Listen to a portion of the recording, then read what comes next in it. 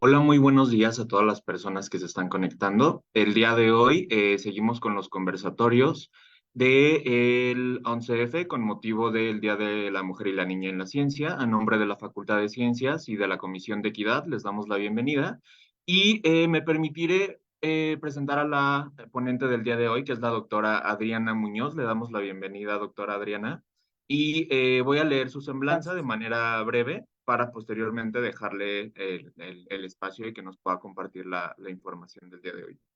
Y bueno, justo en esta sección de Mujeres que Inspiran, como ya lo mencioné, tenemos invitada a la doctora Adriana Muñoz, que tiene una adscripción al área de biología en el Departamento de Biología Celular y el día de hoy nos va a presentar la ponencia titulada Diversidad Biológica, Asexual versus Sexual.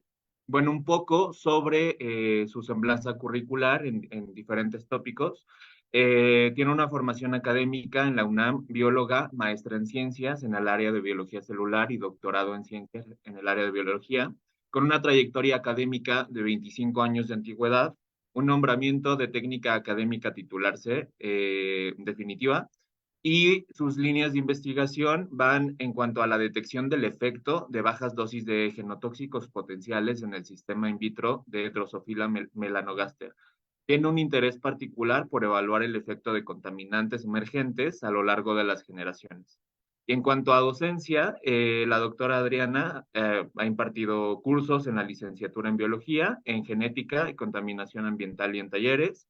Tiene un posgrado, bueno, perdón, docencia en cuanto a posgrado, ha sido profesora en ciencias biológicas en el área experimental, en la maestría para la enseñanza media superior y en la especialización en biología. Ha participado de manera institucional como representante del Departamento de Biología Celular ante el Consejo Académico de Titulación en la Licenciatura de Biología, asimismo como integrante del Consejo Departamental del Departamento de Biología Celular. Es responsable de docencia del área de biología de la MADEMS y también es integrante de la Comisión Evaluadora de Áreas de Ciencias Experimentales del Programa de Primas al Desempeño Académico de Tiempo Completo. Y bueno, gustosos de tenerla aquí, doctora Adriana. Le dejamos la pantalla para que pueda iniciar su presentación. Muchas gracias, Maximiliana. Pues bueno, antes que otra cosa, quiero agradecer mucho la invitación. Creo que es una gran oportunidad de poder compartir con ustedes temas que pues consideramos que son de interés general, independientemente de que yo me desarrolle dentro de lo que sería el campo de la biología. Voy a comenzar compartiendo mi pantalla para dar inicio a lo que es la presentación. Y bueno, esta plática el día de hoy la titulé Diversidad biológica asexual versus sexual, porque considero que dentro del campo de la biología es uno de los temas que cobra un gran interés, pero también de manera en general. Creo que el poder conocer de dónde se origina esta diversidad biológica, de dónde surge el poder encontrar formas tan diferentes de reproducción, pues nos lleva a tratar de explorar sobre estos campos. Entonces, voy a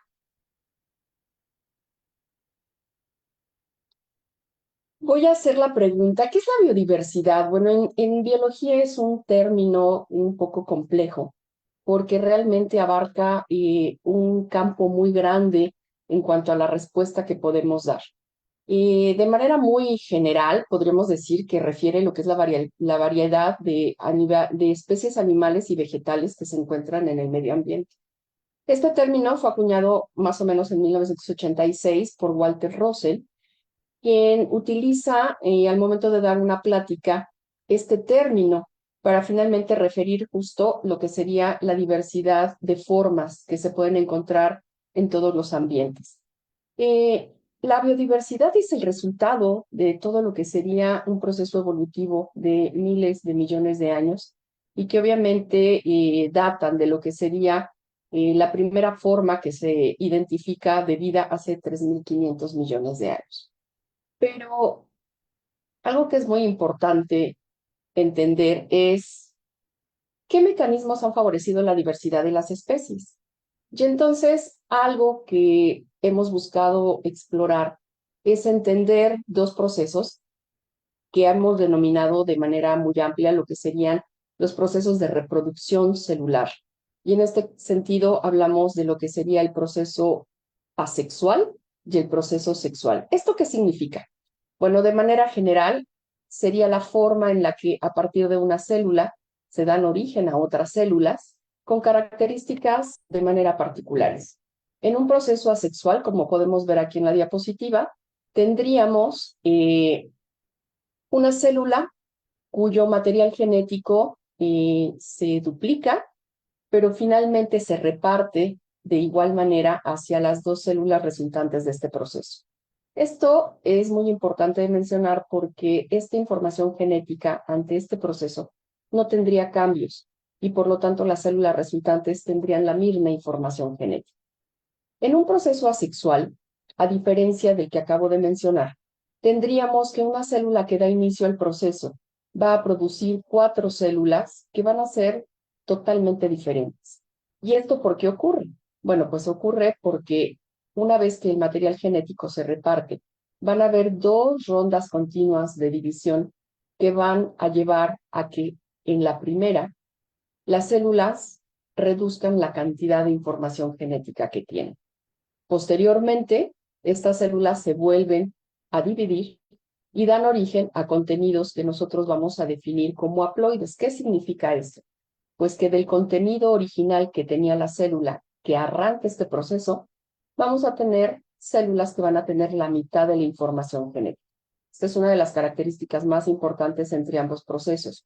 Un proceso sexual que se define a través de lo que sería la meiosis, que es el nombre que recibe este proceso, nos va a dar origen a células que son totalmente diferentes con la mitad del contenido de la célula que las originó. Y un proceso asexual nos va a dar origen a células que son totalmente idénticas con el mismo contenido de información genética.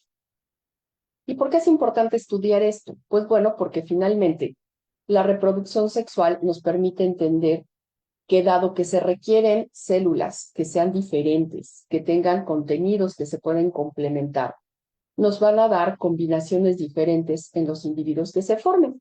Y entonces, bueno, aquí les pongo en esta diapositiva que los gametos, que serían las células resultantes de este proceso, podrían tener diferentes condiciones, diferente tamaño, y entonces una célula femenina o una célula masculina se va a distinguir con respecto a la otra. Ya mencionamos que estas células van a tener la mitad de la información genética, pero para que se pueda llevar a cabo un proceso de reproducción, ambas células se deben de complementar y este proceso es al que vamos a referirlo como la fertilización. Una vez que la célula masculina fertiliza a la célula femenina, pues entonces tenemos un nuevo individuo. Y esto nos lleva pues a poder explorar diferentes formas en las que los organismos, a través de la reproducción sexual, pueden mostrar la descendencia que dejan. Sin embargo, la pregunta que surge es, ¿qué determina que se forme una hembra o se forme un macho? ¿Dónde están las instrucciones para que esto ocurra? Bueno, quiero mencionar los trabajos que realizó Nettie Stevens. Ella fue una genetista y ella nació en 1861 y contribuyó de manera muy importante a lo que es el estudio de los cromosomas en los diferentes organismos. Ella estudió citología e histología en la Universidad de Stanford y posteriormente dedicó sus investigaciones a todos los aspectos histológicos que estaban relacionados con la herencia, siempre teniendo un poquito de conexión con lo que eran los trabajos ya de las leyes de Mendel. Esto, de manera paralela, también era un trabajo que se estaba realizando por Edmund Wilson. ¿Por qué menciono esto? Porque, bueno, lamentablemente en esta época tenemos que entender que las condiciones bajo las cuales la investigación que realizaban las mujeres, pues siempre tenía ciertos retos y tropiezos, ¿no? Lo cual a lo mejor no cambia lamentablemente mucho al día de hoy. Sin embargo, todos los estudios que ella realizó al término de esta trayectoria fueron finalmente reconocidos a lo que sería la contribución de Wilson más que lo que ella hizo. En 1905 ella publica un artículo que de verdad es un trabajo hermoso con el cual asienta las bases de todo lo que sería la parte citológica de estas diferencias cromosómicas que se presentan en los individuos. Ella se doctora en 1903 en Filadelfia y finalmente trabaja en una facultad donde estaban también grandes biólogos que eran contemporáneos en esa época. Su artículo, me voy a permitir compartirles algunas imágenes porque realmente sienta las bases de la citología con respecto a las observaciones que ella hace. Al trabajar con estas especies de insectos, ella finalmente llega a la conclusión de que las hembras tenían dos cromosomas iguales en el núcleo. Sin embargo, los machos presentaban diferencias con respecto a este contenido. Y entonces ella propone que los machos podrían tener dos formas diferentes de cromosomas sexuales, a lo cual pues hoy reconocemos que serían los cromosomas X y Y. O por el otro lado, encontraba que en algunos organismos pudiera estar la ausencia de un cuerpo de estos cromosomas. Y entonces es lo que hoy reconocemos como un sistema XY. Estas imágenes, ustedes las ven, nos dejan poder relacionar con lo que hoy día hablamos de manera muy frecuente de lo que es la mitosis. Tenemos figuras aquí que ella identifica de núcleos celulares que se encontraban en el proceso de la división. Identifica figuras en donde hoy sabemos que estaba ocurriendo esta combinación de cromosomas sexuales y que, bueno, finalmente hablaban de momentos muy particulares en los que estas células se encontraban en este proceso de meiosis que ya había yo comentado. Estas imágenes que voy a presentar a continuación también permiten identificar ya la formación de los gametos en el sentido diferenciado, es decir, los espermatozoides. Entonces, como pueden ver, ella llegó a juntar una enorme cantidad de material citológico que publica en este artículo y que hoy día, pues yo creo que ha sido un punto de partida y una referencia muy importante para todos los citólogos y todos los que finalmente trabajamos de alguna manera con modelos biológicos para poder identificar estos procesos. Bueno, finalmente, con todos estos trabajos, ella demuestra que los elementos de la herencia se encontraban dentro de lo que era el núcleo celular y que, bueno, finalmente este material genético organizado a manera de cromosomas era lo que llevaba la herencia de la información y que contribuía a la determinación del sexo de los organismos.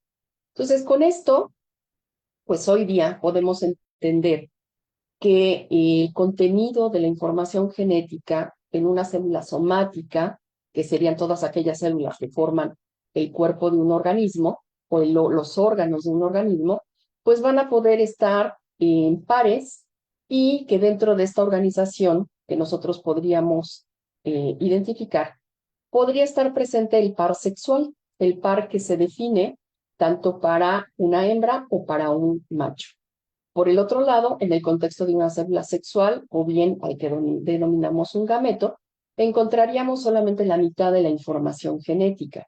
Básicamente, estas son las células en las que trabajó Stevens y sobre las que hizo las observaciones y pudo identificar estos cuerpos cromosómicos que finalmente hoy día tienen una identidad en cuanto a una nomenclatura y el poderlos asociar con respecto a los organismos que los presentan. Y entonces ahora, pues la pregunta sería, ¿todos los organismos que presentan cromosomas sexuales comparten el mismo mecanismo de determinación del sexo? Y aquí es en donde nuevamente el término de la biodiversidad o de la diversidad genética vuelve a surgir. Porque si nosotros revisamos esta diapositiva, lo que nosotros vemos es que hay grupos de organismos que responden a un mecanismo de determinación del sexo diferente. Podríamos tener coincidencias, por ejemplo, como es el humano, que presenta una determinación que se denomina XXXY. Esto significa que el par de cromosomas sexuales en una hembra va a ser igual, siempre refiero como primer organismo a la hembra y posteriormente al macho. Significaría entonces que en la hembra los cromosomas al ser iguales siempre van a estar apareados en este tipo de mecanismo. Y en aquellos organismos que serían los machos, donde hay un cuerpo cromosómico diferente, que sería el cromosoma Y, pues siempre va a depender de con qué se va a combinar el cromosoma X que proviene de la hembra, porque se puede combinar con el cromosoma X que porta el macho o bien con el cromosoma Y que también podría viajar en la célula sexual. Hay otros organismos que presentan un mecanismo de terminación muy parecido, por ejemplo, una mosca, la mosca del vinagre. También podemos nosotros identificar que los cromosomas reciben la misma nomenclatura. Sin embargo, hay un mecanismo diferente para poder tomar la decisión al momento de si se forma un macho o se forma una hembra. Si volteamos a ver, por ejemplo, a lo que serían los grillos o los saltamontes, podríamos ver que la nomenclatura también nos refiere un XX o un X0. Este es parte de los grupos de organismos que Stevens revisó al momento de hacer sus trabajos. Y en él fue en el que encontró que existía la ausencia de un elemento y que implicaba que uno de los individuos no tenía pareja de cromosoma sexual. Por el otro lado, pues tenemos organismos que podrían tener una determinación del sexo que esté enfocada a factores físicos. En este caso, la temperatura y la luz juegan un papel importante de manera física sobre moléculas, como puede ser la aromatasa. La aromatasa es un elemento esencial dentro de este mecanismo. Tenemos otros modelos, como pueden ser grupos de insectos, que en este caso son los himenópteros. Aquí están las abejas. Las abejas van a responder a un mecanismo que se denomina haplodiploidía. Aquí de manera particular no se reconoce una nomenclatura para cromosomas sexuales. Sin embargo, a nivel de lo que sería el juego completo de cromosomas, que aquí lo tenemos marcado con un número 32 o un número 16, refiere que va a haber una diferencia con respecto a la hembra en el macho. La hembra va a tener un número diploide, que sería el número 32 que vemos, y el macho va a tener un número haploide, es decir, la mitad del total de los cromosomas que tiene la hembra. Y esto es muy importante porque entonces, si la reproducción es sexual y los gametos se forman a través de un proceso que es la meiosis, pues entonces el macho, ¿cómo responde a la necesidad de hacer gametos cuando sus células ya tienen una condición que es haploide? Por el otro lado, volvemos a ver a las aves. Las aves, si ustedes se dan cuenta, aquí en esta diapositiva yo las señalo con una nomenclatura ZWZZ. Yo había mencionado que el primer organismo que señalo es la hembra. Y si ustedes se dan cuenta, aquí la hembra tiene dos letras diferentes y el macho tiene dos letras iguales. ¿Qué significa esto? En estos organismos, la condición de las formas diferentes de cromosomas que están definiendo el sexo es distinta para la hembra y es distinto para el macho. El macho aquí va a tener dos cromosomas iguales, como sería el caso de las hembras en mamíferos o en el caso de las moscas, y en el caso de la hembra va a tener dos cromosomas distintos, que sería el caso de los machos en mamíferos o el caso de las moscas. Esto, pues obviamente tiene un impacto muy importante porque esto significa que independientemente de que pueda existir un mecanismo en común como es la meiosis, los cromosomas que están determinando las diferencias hacia el interior de cada especie, que serían los hembras y los machos, son distintos. Entonces, si nosotros nos ponemos a analizar de manera particular cada grupo, el grupo Octóptera serían los grillos. Aquí están los saltamontes. Habíamos dicho que aquí la ausencia de un cuerpo cromosómico diferente define al macho.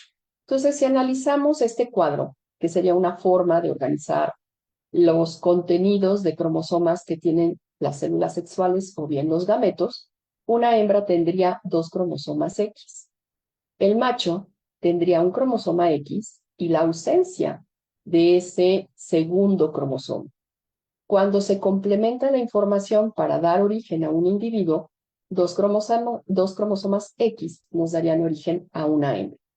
Por el otro lado, un cromosoma X y la ausencia del otro cuerpo cromosómico, que se definiría como un sistema X0, daría origen nuevamente a un macho. Dado que la hembra tiene dos cromosomas X, esto se repite y entonces esperaríamos que la tendencia que pudiera producir esta hembra, encontraríamos hembras en un 50% y machos en un 50%. Si ahora volteamos y vemos la diapositiva de la derecha, lo que estaríamos sumándole sería el número de cromosomas que estarían presentes en cada célula sexual y cómo éstas finalmente contribuyen a restablecer el número original que se esperaría que tenga un individuo ya adulto y bien en condición diploide. Si ahora nos vamos a analizar otro grupo muy interesante, porque además desde el punto de vista social son organismos sumamente exitosos, son los himenópteros. A este grupo pertenecen las abejas, las termitas, las hormigas, y dentro de ellos hay un estrato social muy claramente identificado. Podemos tener hembras, y las hembras pueden ser obreras y pueden ser reinas.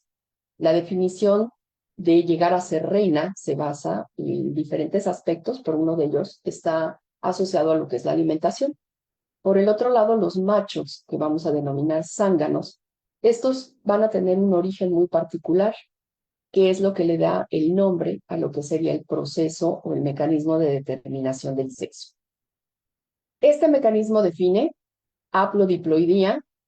Las hembras van a ser diploides, los machos son haploides, y en ese sentido tienen la mitad de la información genética. Esto ya lo habíamos visto. Número de cromosomas para una hembra son 32, los machos tienen 16. La pregunta es, ¿cómo es que un macho se origina a partir de una hembra reina que es diploide, pero genera individuos que son haploides? Aquí vamos a tener una de las diversificaciones del proceso de la meiosis. Y por eso digo que hablar de diversidad es un término complejo en muchos sentidos, porque de manera directa pensamos en la diversidad en las formas en las que vemos a los organismos con respecto a sus características físicas. Pero también podemos pensar en la diversidad hacia el interior de un proceso, que sería como en este caso la meiosis. Una meiosis convencional implicaría, como ya les había mencionado, 2 rondas de división y generando 4 células que tendrían la mitad del contenido de cromosomas. Aquí las hembras pueden generar a los machos sin un proceso de apareamiento y estos machos tienen la mitad de la información genética. Y ellos van a poder llevar a cabo meiosis para producir células sexuales que posteriormente, cuando esta reina sí lleve a cabo un cortejo y un apareamiento y fecundación, den origen a hembras que tienen que ser diploides. Aquí tenemos que analizar que hay un elemento muy particular, sin meternos al detalle, porque es un proceso complicado, pero sí entender que este mecanismo descansa en la presencia de 2 formas de expresión de un gen. Aquí lo que estamos viendo con una barrita verde y una roja serían estas 2 formas en las que se puede presentar este gen. Esta combinación de alelos, que es la forma en la que nosotros referiríamos las versiones en las que se presenta, al momento de que se complementan, van a dar origen a los individuos, tanto hembras como machos. Los machos a ser haploides podrían tener solamente la representación de una barrita verde o una barrita roja. Contienen la mitad y es una o la otra. Pero cuando tenemos la complementación de ambas formas presentes, aquí lo que nosotros esperamos es que al estar una y otra presente de forma alternada, se originen a las hembras. Las hembras, en este sentido, podrían ser las obreras o bien definirse que alguna llegue a ser hembra. Pueden existir en algunos casos condiciones excepcionales, y en este caso nosotros tener que un macho pueda recibir 2 copias iguales. En este sentido, estos machos no van a ser exitosos porque serían individuos que no pueden llegar a reproducirse. Entonces, además de estar hablando de un contenido del total de cromosomas, que es lo que refiere la condición haploide o diploide, tenemos que sumar que en estos organismos se tiene la presencia de una versión o de las 2 versiones de este gen que está asociado a la determinación de cada uno de los sexos.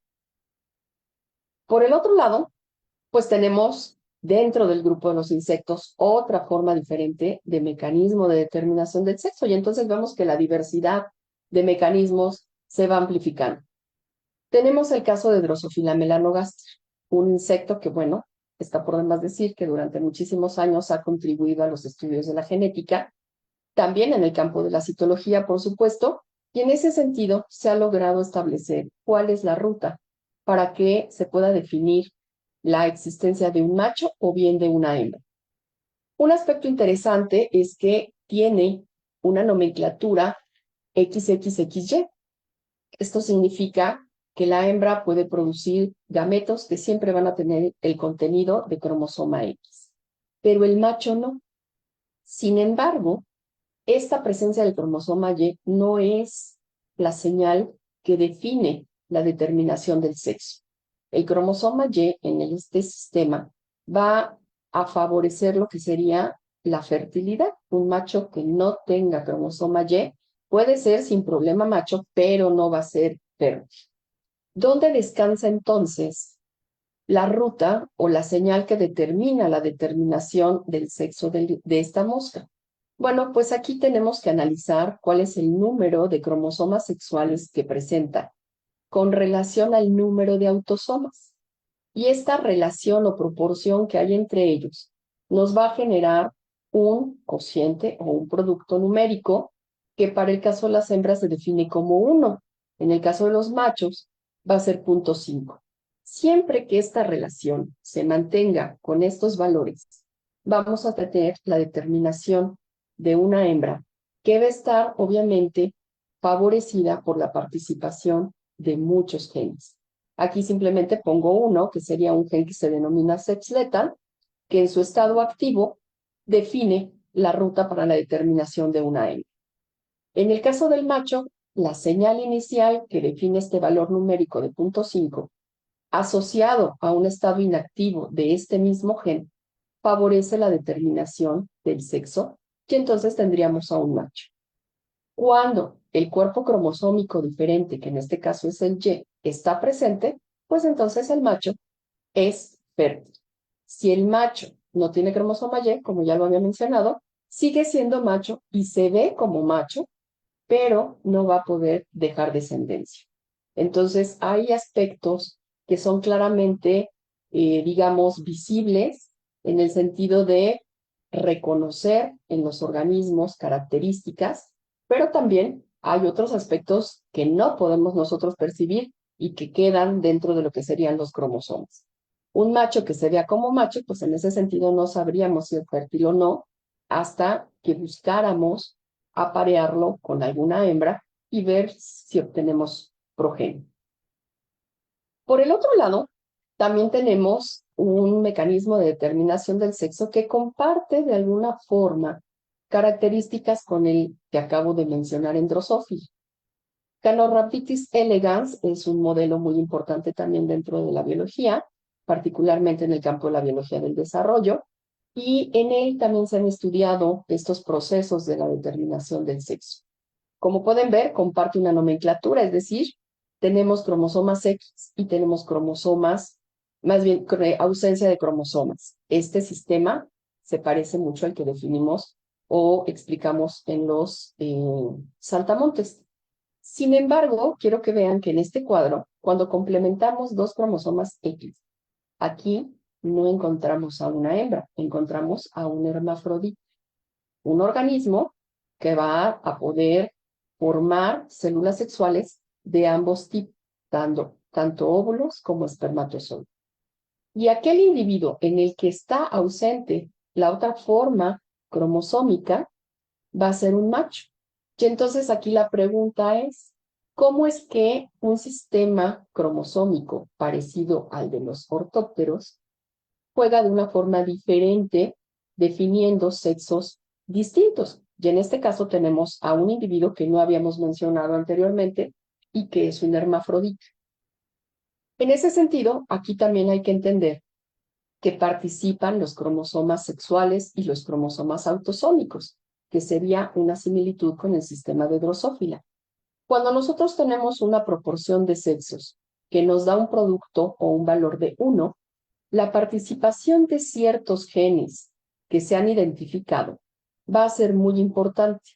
Las concentraciones de estos genes, y aquí lo pongo de manera muy general, cuando este gen se encuentra en bajas cantidades, va en compañía del siguiente en cantidades altas, favorecer una ruta que va a definir el contexto hermafrodita. Aquí tenemos un tercer gen que va a participar y que obviamente define esta condición. Si nosotros volteamos a ver en el caso de abajo, tendríamos un valor de 0.5 que asociado a lo que sería la ausencia del cromosoma complementario y las cantidades presentes de estos genes, nosotros vamos a poder establecer la ruta que define a un macho. Y entonces, pues lo que vemos es que cada mecanismo de determinación del sexo integra elementos de otros mecanismos que obviamente pudieron haber estado en grupos diferentes y que obviamente a lo largo de la evolución pudieron irse compartiendo. Llegamos al grupo de las aves. Las aves, ya habíamos mencionado que nos cambian la nomenclatura, porque aquí vamos a tener que identificar que las hembras van a ser quienes tienen cromosomas diferentes y que entonces descansa en ellas la determinación sexual. Cuando tenemos una hembra y forma gametos, ya sea con el contenido del cromosoma Z o del cromosoma W, y se complementan con la información que produce un macho, que solamente llevaría cromosoma Z, tendríamos, fíjense, la mitad de individuos machos y la mitad de individuos hembras. ¿De quién depende que las hembras reciban este cromosoma W? Pues de la misma hembra. Esto es un mecanismo muy interesante porque define un término que nosotros llamamos heterogamética, es decir, la hembra tiene dos cuerpos cromosómicos diferentes, por lo tanto produce gametos diferentes con respecto al contenido del cromosoma sexual, y entonces es distinto con respecto al sistema que habíamos estado viendo. Cuando hay dos cromosomas X, la hembra es quien los tiene y es quien contribuye con gametas que tienen contenido idéntico. Y bueno, pues aquí estaríamos nosotros analizando con base en el número cromosómico que tiene este individuo, 76 cromosomas autosómicos más el par sexual.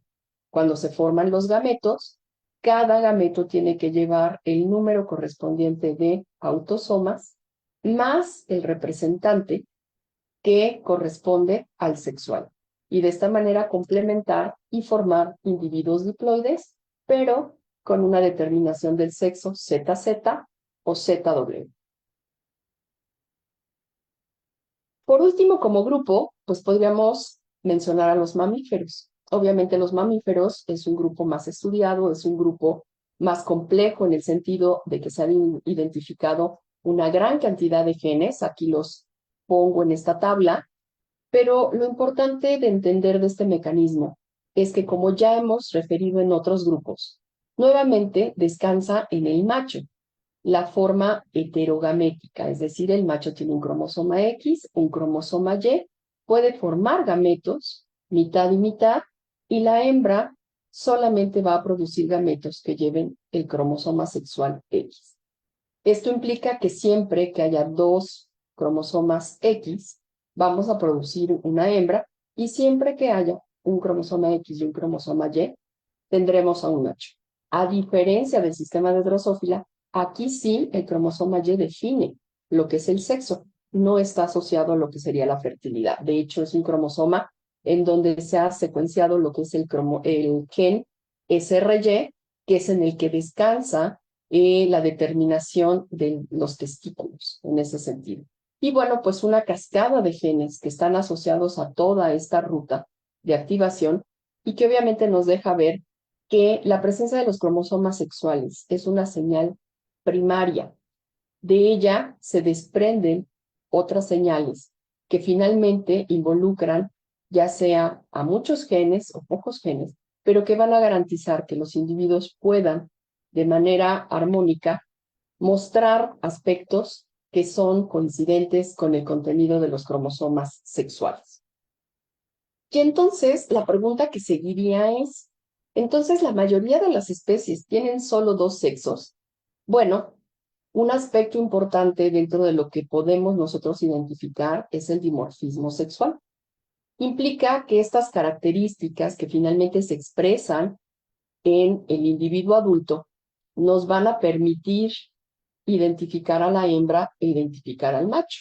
Si nosotros vemos en la foto de acá arriba, pues claramente el macho está asociado con un atributo muy importante que sería el desarrollar una melena, el rugir de una manera más gruesa, ¿no? En los gallos y las gallinas, pues obviamente el plumaje, la presencia de la cresta, por ejemplo, en los venados, ornamentaciones que están asociadas a un atractivo visual. En el caso de las mariposas, pues obviamente una pigmentación y forma de las alas en los machos. Y bueno, pues en las aves también sabemos que el plumaje, ¿no? El formar un canto o, por ejemplo, en algunos crustáceos, desarrollar ciertas tenazas de tamaño muy particular y con pigmentaciones es algo muy atractivo para las hembras. Entonces, no todos los individuos van a poder expresar estas formas visuales de características asociadas al sexo. Y entonces la pregunta sería, ¿el dimorfismo sexual es algo que se presenta en todos los organismos? Y pues bueno, les presento un grupo muy bonito, que son las clamidomonas. Las clamidomonas son unicelulares, son pequeñitas, se reproducen de manera sexual, pero una característica muy importante en ellas es que no las podemos identificar con respecto a quién es la hembra y quién es el macho. El mecanismo de determinación sexual descansa en un gen que está asociado a una forma de apareamiento y que la simbología que se le ha dado es con un signo más o con un signo menos. Entonces, aquí en este cuadro, lo que yo les presento sería una clamidomona que tiene esta versión y que es de tipo más y una de tipo menos. Como lo habíamos venido haciendo en los otros ejemplos, vamos a complementarlo con la información que sería igual o diferente. Entonces, dos clamidomonas que comparten el mismo tipo de apareamiento no pueden, el mismo gen para la forma de apareamiento no es exitoso. Tiene que ser un más con un menos, y entonces vemos que estas clamidomonas se pueden reproducir. Nuevamente en el cuadro de arriba tenemos la misma condición, y en el cuadro de abajo, cuando ambas son menos, no es exitoso. ¿De qué depende esto? Bueno, las clamidomonas viven en ambientes muy particulares, y entonces una respuesta es el poder llevar a cabo la oxigenación. Entonces, bueno, esto está relacionado con el poder llevar a cabo el apareamiento, y cuando estas dos formas se reproducen, pues vamos a tener a un individuo que, si ustedes lo ven aquí, tiene ahora cuatro flagelos. Estos flagelos, bueno, finalmente se forman por la fusión de las dos células que posteriormente van a desaparecer. Pero lo importante aquí es entender que esta célula finalmente va a producir células sexuales, que son las que tenemos aquí al final, y que son haploides, es decir, células que se reprodujeron de forma asexual sin tener un dimorfismo sexual y que nos dan origen a células con ambos contenidos con respecto a esta forma de apareamiento. Entonces, el dimorfismo sexual no es algo común en todos los individuos, y hay que buscar las excepciones. La biología es interesante en ese sentido, porque muchos de los modelos que nos explican las generalidades, pues nos dejan ver qué es lo que se cumple de manera mayoritaria. Pero lo que nos interesa también conocer es cuándo esas generalidades no se presentan y resultan a ser atractivos a los organismos que obviamente comparten ambientes y comparten formas de reproducción. Y en ese sentido, bueno, pues las clamidomonas nos dan la respuesta a esta pregunta. ¿Cómo han evolucionado entonces los machos y las hembras? ¿Cómo es que hemos logrado a esta gran diversidad de formas y de mecanismos de determinación? Pues bueno, yo les presento en esta diapositiva lo que serían diferentes organismos partiendo, déjenme ver si puedo mover esto hacia abajo, de que el origen de estos cromosomas sexuales de los que hemos estado hablando es a partir de un par de cromosomas autosómicos. Por alguna razón, estos cromosomas pudieron haberse fragmentado y generaron un cromosoma morfológicamente diferente, con un contenido de genes distinto, y entonces es ahora lo que reconocemos como un cromosoma Y, que sería el cromosoma que complementa al X y que estaría determinando el sexo en muchos grupos. Particularmente acá arriba tendríamos el grupo de los monotremas, los marsupiales y obviamente los mamíferos. En los grupos que están acá abajo, lo que nosotros vemos es que entonces este cuerpo cromosómico, que ya es distinto por su contenido y por su forma, podría estar determinando o asociando lo que serían estos sistemas en donde la hembra porta dos cuerpos cromosómicos iguales o es ahora el macho quien tiene estos cuerpos cromosómicos distintos. Y bueno, pues aquí tenemos el caso de las hembras, donde hablamos de la condición heteromórfica. Entonces, esto obviamente habla de una evolución a lo largo del tiempo, en donde, si ahora vemos la siguiente diapositiva, que no quiere pasar, aquí está, vamos a hablar de la diversidad de los sistemas de determinación del sexo en grupos todavía muchísimo más amplios. Tenemos integrando a las plantas con flores, tenemos a los gimnospermas, tenemos a los grupos de insectos, díptera, lepidópteros, himenópteros, coleópteros, tenemos a los crustáceos, tenemos ya a los peces. Y entonces, fíjense, el patrón de colores nos va a permitir asociar qué mecanismos de determinación del sexo se encuentran en cada uno de ellos. Y entonces, entre más colorcitos tengamos, como por ejemplo son los reptiles, podemos encontrar que no es predominantemente uno. Tenemos una amplificación de formas de determinación del sexo, que obviamente habla de que esto es lo que permite que los organismos sean exitosos. No todos tienen determinación cromosómica XX, XY, XXX0, no todos son por temperatura específicamente, o bien no se han identificado los genes, no en todos existe la forma fenotípica hembra-macho, en algunos el hermafroditismo es una condición natural, y pues entonces sumamos muchas formas de determinación del sexo a los organismos de manera general. En la siguiente diapositiva, que es un poquito más compleja todavía, porque integra, fíjense, ahora por formas, ¿no? Espero que se alcance a ver, hasta arriba tenemos a los hermafroditas, ¿no? Todos aquellos organismos en donde esta forma, en donde se pueden dar origen a los dos tipos de gametos, está presente. Tenemos versiones distintas dentro de lo que sería el hermafroditismo, y entonces vamos a hablar de algo que se llama algo que se llama secuencial. ¿Por qué lo menciono? Porque nuevamente la diversidad llega hacia el interior de una forma de determinación del sexo. Ya no solamente el hablar de hermafroditismo, es hablar de diferentes versiones de esta. Tenemos aquellos que descansan en una determinación ambiental, y entonces tenemos la temperatura como un ejemplo, o bien tenemos aquellos factores químicos o factores sociales que se asocian a la determinación del sexo de los organismos. Tenemos aquellos en donde existe la presencia de cuerpos cromosómicos, ¿no? Que serían todos aquellos que hemos mencionado, o bien aquellos que de manera particular dependen de la condición diploide-haploide, o bien que están asociados a la presencia de un gen. Entonces, como podemos ver, la diversidad de formas en las que un individuo puede llegar a la determinación del sexo son muchísimas. Y entonces, pues la pregunta ahora a responder sería, ¿esto ha sido estable a lo largo del tiempo o cómo es que se han integrado? Y pues obviamente nosotros tendríamos que echar mano de la evolución para entender que los grupos tempranos podrían haber tenido muchas formas de determinación del sexo y que conforme los grupos son más recientes, como es el grupo de mamíferos, estas formas, digamos, alternativas se han ido perdiendo y quedamos con una que implica características muy particulares y obviamente condiciones a la formación de gametos en estructuras y, pues obviamente, la reducción de la cantidad de individuos que se obtienen por cada generación. Esto es algo que, pues, es tema de otra plática, pero que también es muy importante porque deriva de estas características de diversidad de mecanismos de determinación del sexo.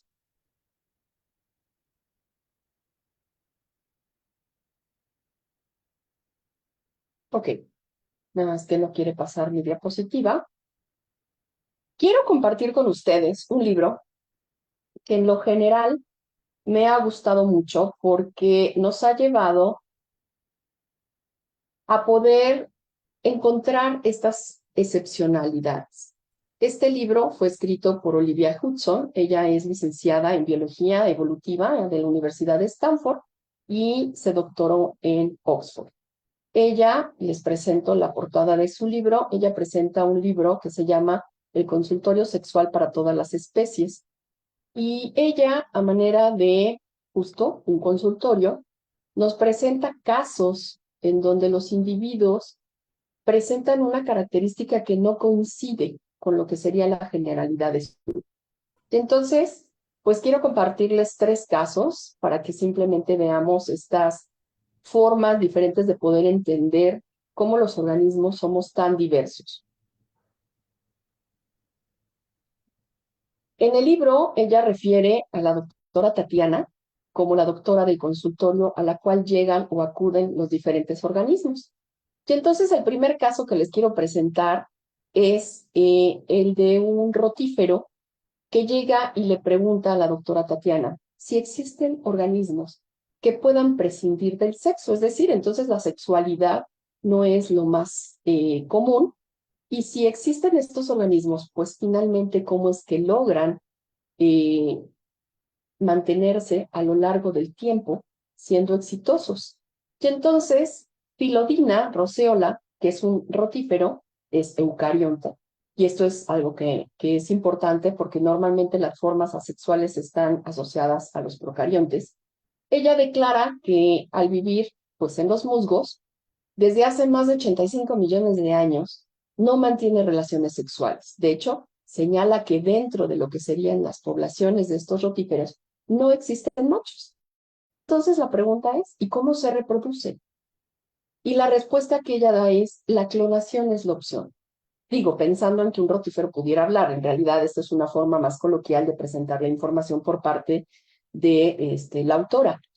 Y en ese sentido, pues la clonación, que hoy ya es un término asociado a nuestro lenguaje, pues nos hace ver que es una forma muy frecuente, ¿no? Y tendríamos que tomar otros ejemplos como podrían ser las fresas, ¿no? O sea, producimos plantas a través de una propagación, que es la forma de esquejes o de vástagos. Por ejemplo, en las levaduras también tenemos, ¿no? La propagación asexual, en el paramecio y muchos otros organismos que finalmente no tienen un mecanismo de identificación por sexos, pero que tienen un éxito reproductivo. Obviamente tiene consecuencias, tiene ciertas debilidades, pero finalmente estos organismos se han mantenido. Y entonces, bueno, en este libro nos presentan este caso. Por el otro lado, pues tendríamos la presencia de las lagartijas, ¿no? O en el caso de algunas serpientes, que también, pues, no hay presencia de individuos con sexo masculino, solamente tenemos hembras y bueno, está el mecanismo que se denomina la partenogénesis, ¿no? Que se comparte, por ejemplo, con la forma en la que los zánganos son originados a través de que los huevos de la hembra no son fecundados. Entonces, estos mecanismos, como podemos ver, están representados en muchos más de los que pudiéramos estar nosotros analizando. Tenemos la siguiente pregunta, y esto a mí realmente me causa un poco de asombro, porque es tratar de relacionar los tamaños de los organismos con las estructuras que finalmente albergan hacia el interior de ellas. Tenemos la pregunta que, más bien un planteamiento que hace una mosca que pertenece al género Drosophila, es Drosophila bifurca. Ella señala que ha oído decir que tardará 3 semanas en hacer un solo espermatozoide. Al parecer es así porque va a necesitar que se forme una cola que va a tener 20 veces el tamaño más largo de su propio cuerpo. Y entonces la pregunta es, ¿cómo puede ser esto? ¿Cómo es que un organismo puede albergar en una célula sexual un espermatozoide de una longitud tan larga? Por lo regular, pensamos que que los espermatozoides tienen la morfología similar a la de los mamíferos, que sería el organismo que de manera más frecuente utilizamos como referencia.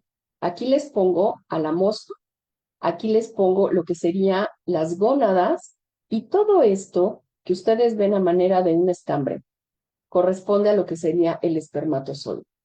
Y lo que ven ustedes a la derecha sería la madeja en donde están albergados estos espermatozoides. Y entonces la pregunta es, ¿qué es lo más común? Que se formen espermatozoides grandes, largos, en pocas cantidades, o que se formen espermatozoides pequeños con flagelos cortos, pero en abundancia. Y entonces la diversidad nuevamente nos llega y analizamos aquí en esta tabla una serie de organismos y el tamaño de lo que esta célula, que finalmente es la célula sexual, representa. Y entonces encontraríamos que no porque sea un organismo pequeñito tiene espermatozoides pequeños, pero sí tenemos organismos que son muy grandes y que no precisamente los espermatozoides son grandes. Aquí tenemos a un elefante y aquí tenemos a una mosca. La mosca drosófila tendría 5.8 centímetros de longitud total de su espermatozoide con respecto al de un espermatozoide, el de un elefante, perdón. Entonces, este caso es interesante porque nuevamente nos lleva a plantearnos qué es lo más frecuente y cuáles son esas excepciones. Otra pregunta interesante o planteamiento es el que hace una lombriz de tierra. Dice, yo estoy aburrida porque no copulo y para reproducirme debo de doblar mi cuerpo para apretar la parte masculina con la parte femenina y de esa manera que los óvulos y los espermatozoides puedan ponerse en contacto. De alguna manera ya habíamos hablado de lo que es el hermafroditismo, lo mencionamos en Canorrhapitis elegans. Y un organismo que aparentemente está muy cercano a nosotros, mucho más que Canorrhapitis, que serían las lombrices de tierra, presentan esta misma forma en la que tienen que formar gametos. Un individuo puede ser hermafrodita, alberga ambos tipos de células y mecánicamente tiene que hacer que se pongan en contacto para que se dé la fecundación y se puedan formar individuos. Otros individuos que comparten esta condición de hermafroditismo son los caracoles, ¿no?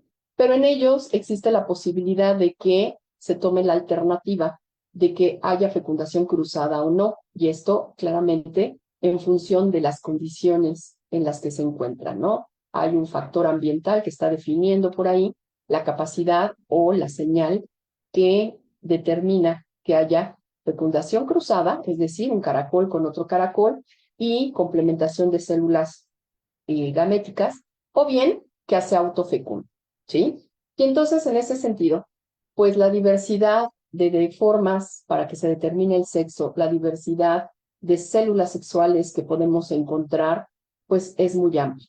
Y por eso creo que tenemos que pensar que no es sexual o asexual versus el otro mecanismo, ¿no? Sino más bien es una complementación de ambos a lo largo del tiempo, a lo largo de la historia, que han hecho exitoso a los diferentes organismos. Pues con esto yo concluyo mi presentación. Les agradezco mucho su atención y pues estoy atenta a lo que serían las preguntas. Muchísimas gracias. Voy a dejar de compartir pantalla para poder tener acceso a lo que sería la sala. Hola Adriana, muchísimas gracias por esta presentación como tan ilustrativa de temas que pueden llegar a ser muy complejos, pero como bien lo mencionaba al inicio, ¿no? Es también como una manera de cultura general y podernos acercar como justo a todas estas maravillas de la biología, que en lo personal me encanta la genética, yo estaba muy feliz con la charla, pero que a la vez creo que también tienen impactos sociales, ¿no? El cómo lo vamos no sé, integrando lo que nos mencionaba de las abejas, de otros temas que igual y pueden relacionarse, ¿no? En temas de derechos humanos que siempre se convoca a la genética o a la biología.